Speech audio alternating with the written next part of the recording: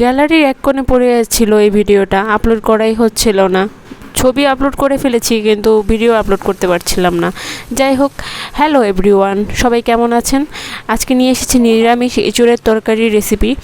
প্রথম এঁচোড়টাকে একটু ভাপিয়ে নিয়ে তারপরে তেলে লবণ হলুদ দিয়ে একটু ভেজে নিতে হবে, সামান্য একটু ভেজে নিতে হবে।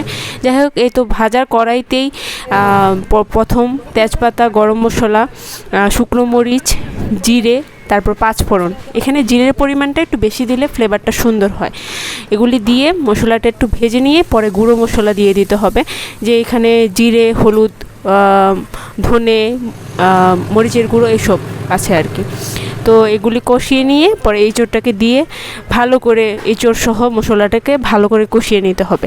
আর এখানে যার পছন্দ কাঁচামরিচ অ্যাড করতে পারেন, আমাদের কাঁচামরিচ খুব পছন্দ, তো এখানে কাঁচামরিচ অ্যাড করে দিলাম। আর পাশে মা জিরে আর গরম মশলা একটু ভেজে নিয়ে নামানোর আগে ঘি আর এই গরম মশলা গুঁড়োটা দিয়ে দিল।